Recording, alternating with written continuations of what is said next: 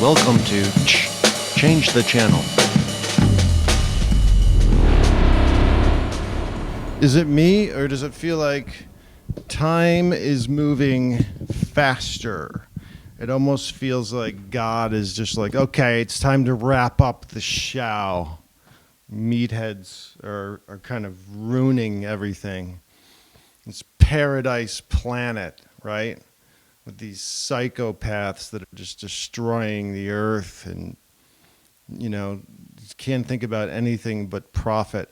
I watched Don't Look Up on Netflix, and I was disappointed. The trailer looked good. I thought the idea was very strong, but the movie was not well executed. But the whole idea of there's a comet that might have all these precious metals. Never mind, it's going to destroy the earth. Let's try to mine it for the minerals or the metals. That's exactly the attitude of... It apparently seems to be the attitude of these conglomerates or wealthy or elite, whoever they are, the trolls lurking in the shadows. I don't know them personally, so I shouldn't judge them, but it feels to me as if they have no moral compass whatsoever and are really just, not concerned with destroying the earth. And then there's the people that think, climate change is a hoax. Really? Why would someone invent that kind of a hoax? What would be the point behind that? But talking about information, and it's very hard to verify anything these days. What's true, what isn't, what's a fact.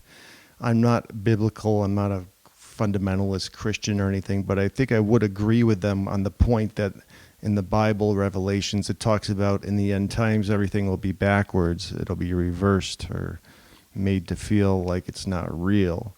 That's really feels like what's going on. I mean, we don't even know what's real anymore. And how do you verify things? You could go to a website and it could say, yeah, this was peer reviewed, but do you really know it was peer reviewed? And, it could have references that are made up. Everything on the internet is so easily manipulatable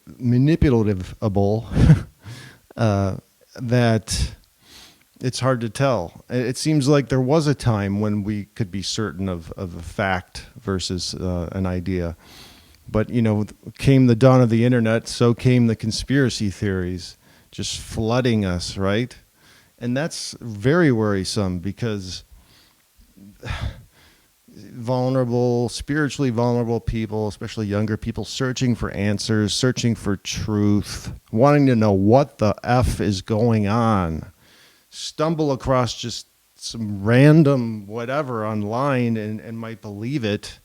And then, are artificially woken and feel the need or feel like it's their responsibility to spread that information, which it's not, but that seems to be what happens. And before you know it, it's like we just got these brainwashed people. Well, in my opinion, conspiracy theories are a conspiracy. Because most of them are just fear-based. They're preying on people's vulnerabilities.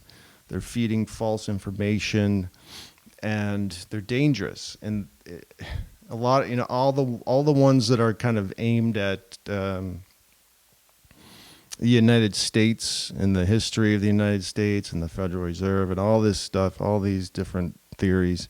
In a way, it is those conspiracy theories are a form of terrorism because they are attempting to deroot someone's own patriotism or belief in their own country or turn them against their own country. And that's dangerous, in my opinion. Now, I'm not talking about the stuff that's actually true, and some of these theories are true, but it's the connotation, it's the attitude, it's the tone, it's all these things that you add to it that you can make it more scary, like some of the facts that are involved in these conspiracy theories are just, they are what they are, but they're added to sound more scary than they actually are, or they're what will happen a lot is like the Christian fundamentalists per se, when they have a conspiracy theory, they intertwine Christianity with politics, and it's like, you don't do that, you know? Why would you mix religion and politics into one shit-covered package to freak people out? Like, it's stupid. And these are lowlives, right?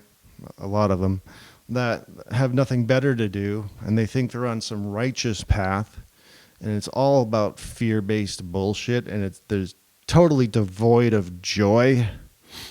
And that's another thing. If you're just browsing conspiracy theories all day and on the computer or whatnot, there's a good chance you're devoid of joy. That's another effect of these bogus theories. So I challenge you to think about, the point there. It's not your responsibility to wake people up. If you come across some information that's eye-opening, it's still not your responsibility to go telling everybody about it and wake them up or think you're helping them, especially if it's fear-based and it's a shit sandwich. You're not doing them a favor. You're harming them in a way, and yourself. So think about that. I wrote an essay about conspiracies years ago. Conspiracy Theories Are a Conspiracy, it was titled. And I don't know where it is right now, but touched a lot on Christian fundamentalist stuff because me and a friend were exposed to some of that information through these guys we met in the 90s. And they were just so full-blown brainwashed, and they were very, very hardly trying. They were trying to brainwash us, basically. And we were young and vulnerable, and we took the bait, and our lives were changed. And I remember feeling like it was my responsibility to wake others up and tell them about it. And I didn't get a good response most of the times, So how do we find the truth? Well, I don't know. One of my friends says he just bases things on what his heart tells him. And I respect that, and I understand where he's coming from, but that's not all of it, because you got to include the mind too. And with the mind comes programming. Just like a computer, a quantum computer, we are totally programmable from birth. We can be raised with all sorts of ideas or ways. And some of the Central American tribes, they raise their children with no fear. There was a picture of a man holding his baby on the palm of his hand. The baby was standing straight up in the air, standing on the palm of his hand, to prove it was not afraid, right? It's all programming. So when we are looking for truth, we have to realize that we have to. I almost sound like I know what I'm talking about. Now I'm like, well,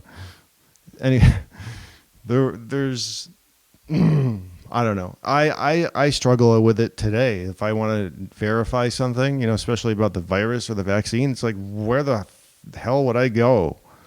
I'm not going to trust anyone at this point. I'm not going to trust the CDC or the WHO or, Facebook or the fact checker site. I'm not going to trust any of that shit. Mostly it's by observation, really. That's how I can trust things, right? Is COVID real? Well, go to a hospital or talk to a friend who lost a loved one or someone in your family. Yeah, COVID's real. There's people that think COVID's not real. It's like, give me a break. How under a shell are you that you don't know anyone that's gotten COVID or heard about someone dying from it? It's real. I had it, and it sucked. And I tell you what, I'm still having digestive issues months and months later. And, the other question is, where did it come from? Is it man-made? Did it leak from a lab? All those things I don't know. But the one thing I do know is that it's real, okay? And you can call it COVID-19. You can call it whatever the hell. Just call it sketchy as hell. But it's real. Sketchy as hell is everywhere, okay? So we have this pandemic crap to deal with at the same time of the information war really heating up. And I say information war because that's what it is. When you have a flooding of information that's intended to derail people from the truth. And that's what a lot of these conspiracy theories are. They're nothing more than distractions. Some of them are intentionally aimed to try to dismantle the country. They're trying to derail people's faith in their own country, belief in their own country, change the attitude towards their own country. So you need to be really careful with this stuff because information is more powerful than you might imagine. And that's what's going on. All this flooding of different ideas seems like it's purposely trying to distract and divide. And the division part is so huge with the polarization. And it's so obvious in the latest form of polarization or intentionally trying to divide people is through the whole vax and anti-vax thing.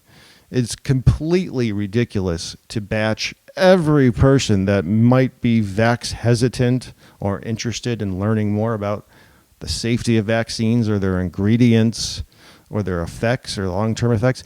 It's totally rational to have concerns about a vaccine, especially an experimental vaccine that was so rushed, unlike anything in history. And to be hesitant of putting that in your body, and especially your children's bodies.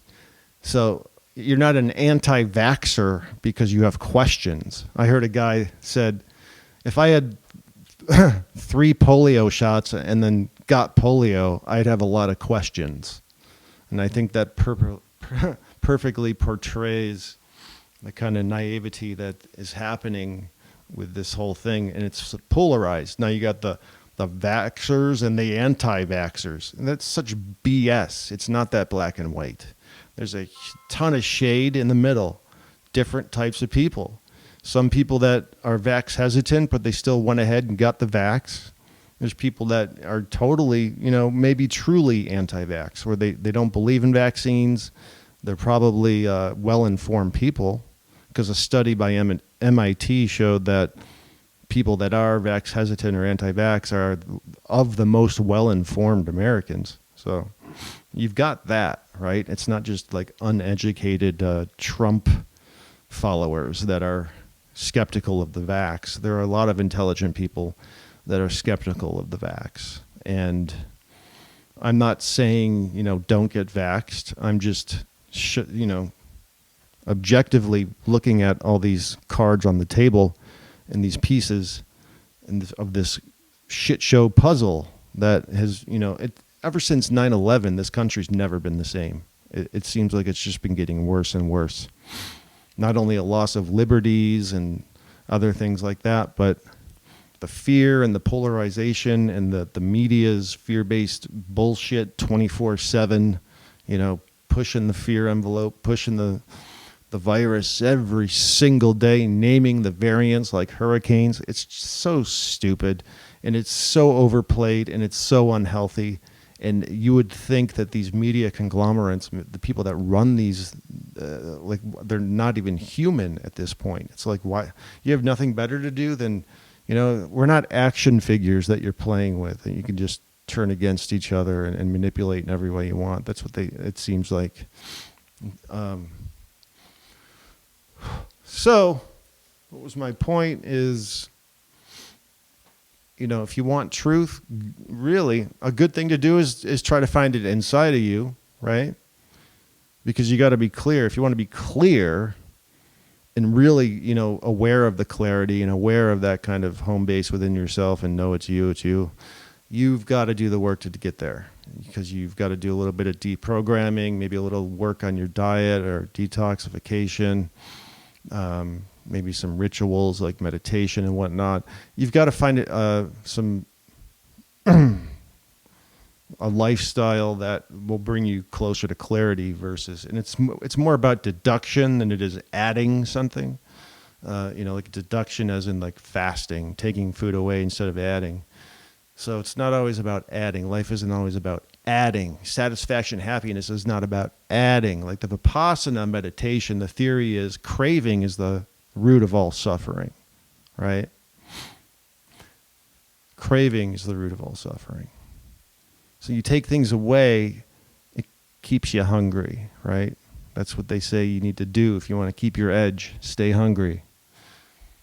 So it's not about adding more things to your life and always shopping. And I think more happiness comes from simplicity, taking things away. Basics, right? Organized, no clutter. But let's talk about something else, because this stuff gets too intense. I've been single for a while now. I'm totally shifting the conversation to relationships now. And I've enjoyed it. I got to be honest. I've certainly felt lonely at times. I've certainly craved intimacy at times.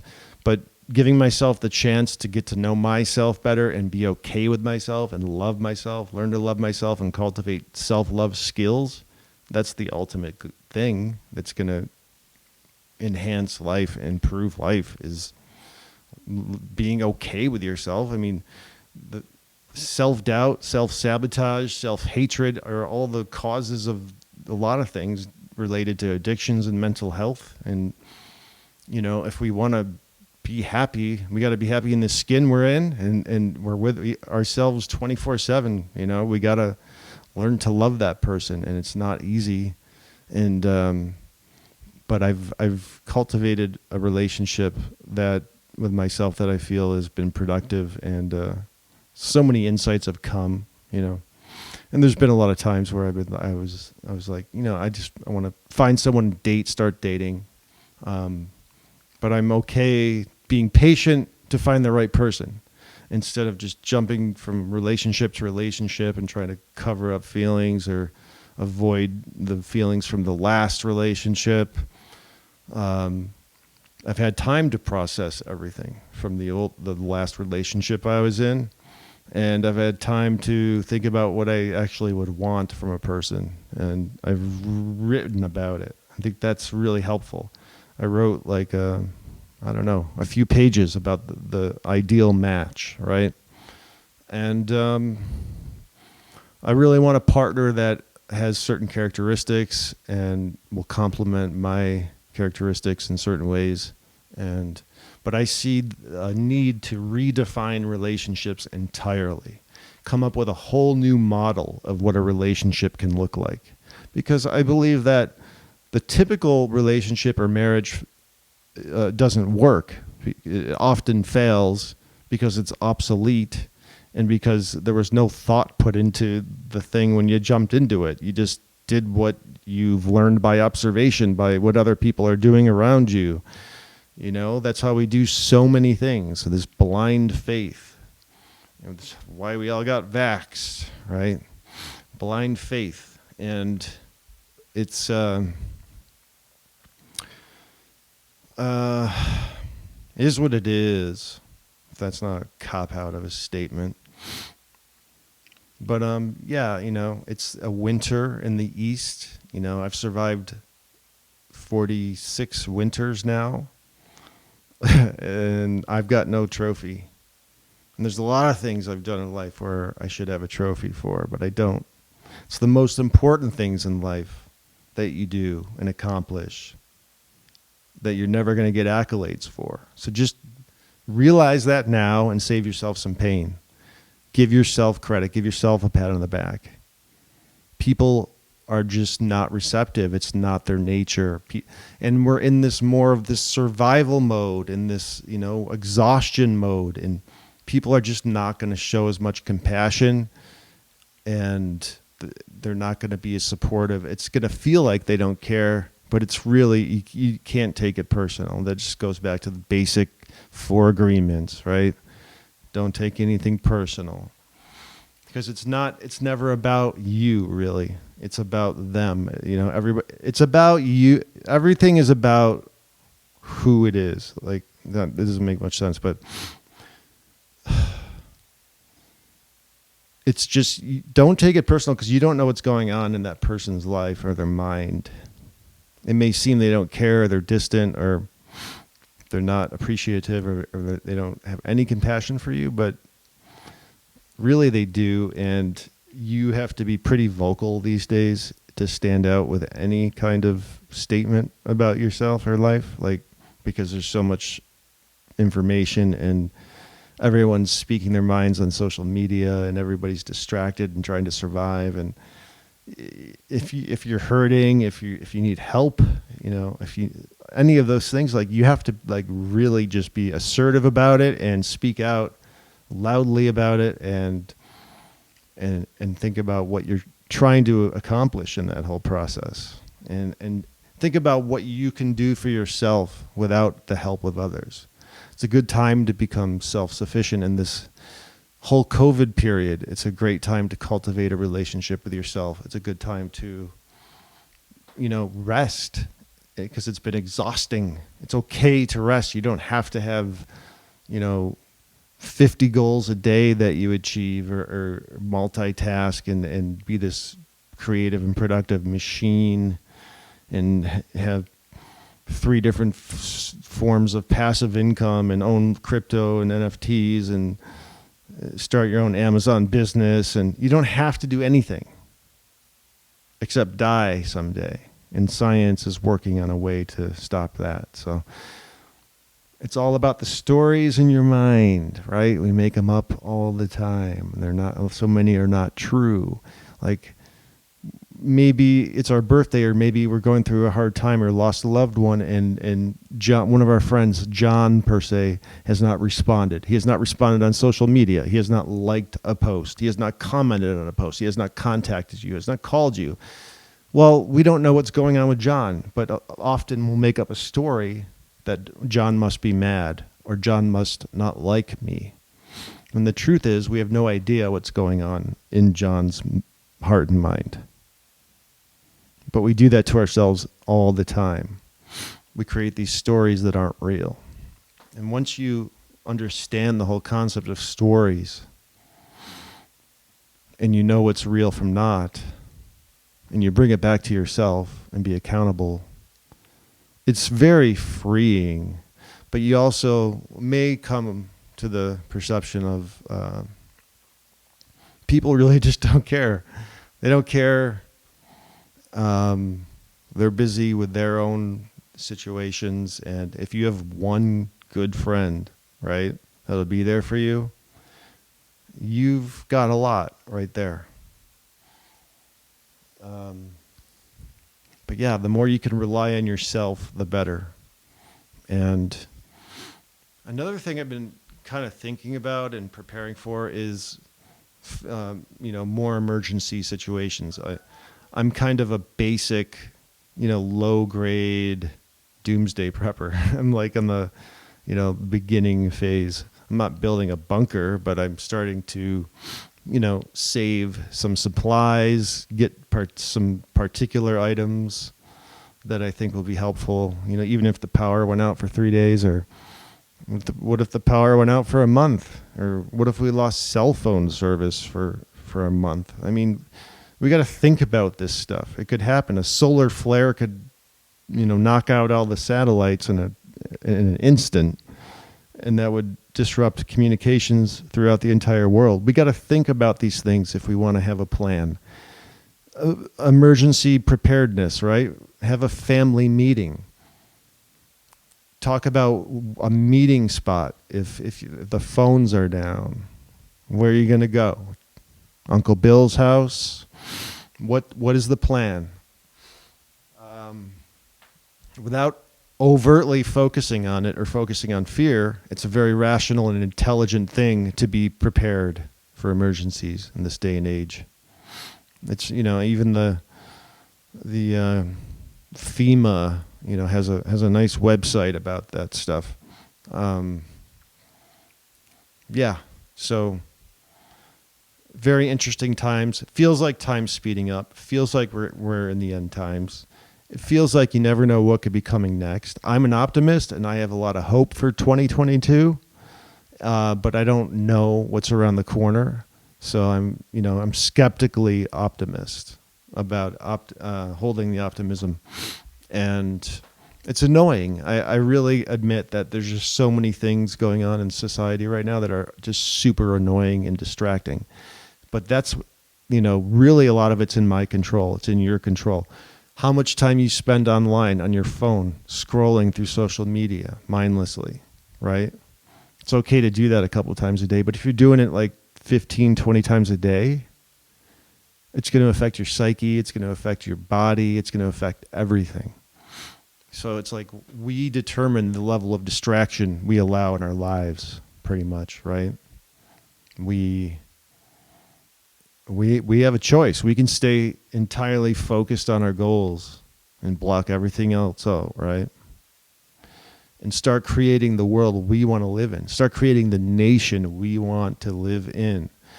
And so much of what I'm thinking and writing about these days is solutions to real problems. And I'm foreseeing problems that might arise in the future, right? I'm creating goals around the future. And it's just exciting because I know I'm going to meet new people, creative and productive people that are kind of on the same page with their visions. And that's the kind of people I want to surround myself with. And very excited about the possibilities of creation. It's limitless, right? We just got to get through these self-sabotage blocks and these disempowering beliefs about ourselves or about life that we can't get there, or we're never going to get there, or it's too hard, or it's impossible. It doesn't even have to be hard. The things we think are monstrously hard or out of reach, that's the story saying that. It might be easy peasy. You got to do the work, but work doesn't have to be hard. That whole word work has come to have a negative connotation, right? Work. I got to go to work.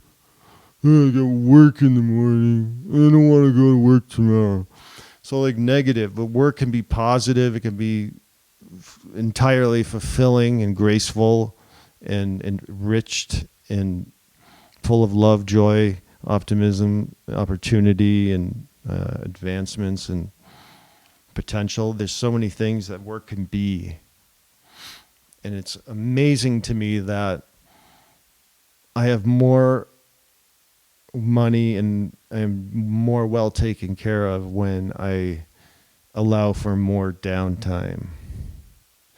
But don't misinterpret that as I'm not doing anything. In downtime, I might be meditating, I might be watching TV, I might be reading a book, I might be doing nothing at all.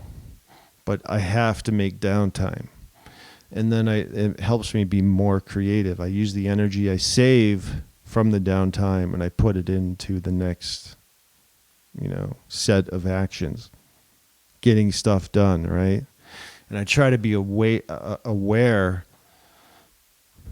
when I'm getting stuff done, to stay present, stay in the moment, stay, graceful, because that whole process, that whole thing of working and doing something, that's my life passing me by. So I want to enjoy every bit of it. I don't want to just work to get it out of the way so that I can have fun on the weekend.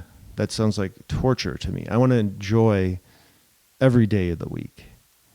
I want to, maximize the potential for each day. And that's a choice. There's so many different choices in the day, from keeping your chin up to saying hi to that person walking by that you might be shy about. You never know what kind of door is going to open or what kind of person you're going to meet that could bring a more fulfilling scenario to you. But you got to try. And as you get older, I think you realize how valuable time is. So you want to waste less of it. You want to waste less of it. And time and days matter more as you get older, obviously. But you can, if you adopt some of these belief systems early in life, say in your 20s, you're going to be better off, right? If you were to take the advice of your parents, your teachers, your friends, whoever, where would you be today if you would have took all of their advice, right? It's hard to say.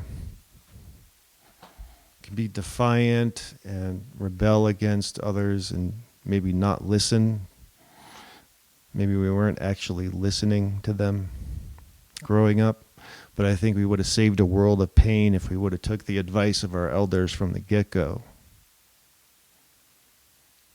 Everyone that gives advice is doing it from the good of their heart. They're doing it because they're trying to help someone. When you're a kid or something and you hear your one of your parents giving you advice, it sounds preachy. It often sounds in a way that doesn't sound valuable, but it often is very valuable and based on experience.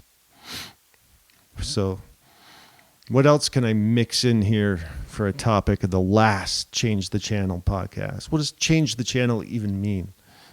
Well, it's pretty obvious. Just simply means we need new channels, new ideas entirely, new sections, entirely new things. We don't have to stop inventing now. A lot of things have been invented, but why stop now? And why focus just on digital products and apps and things like that? And why it seems like hardly anybody's focused on the real world anymore. All these business ideas and things on social media, it's all about things online and the metaverse, and it's going to encapsulate us further into isolation and separateness from people and socializing. I don't think I'm an old fart or old school by having a healthy dose of skepticism about this digital advancement. I think I'm part of a lot of people. There's got to be a vast network of people that know in their hearts that we're spending too much fucking time on phones and screens, and there is reasonable levels of worry about things like the metaverse, which are going to be highly addictive. And I played video games as a kid, but you're talking about virtual reality, you're talking about new levels that I just imagine, like empty streets, everybody inside with their virtual headgear on. Scares me. But let's talk about balloons and parties and boobs and cake and lots of things that aren't fake. I don't know, Billy Bob. Woo-hoo! Bam, ba-dam, bam, bam, ba-dam, bam, bam, bam. Oh.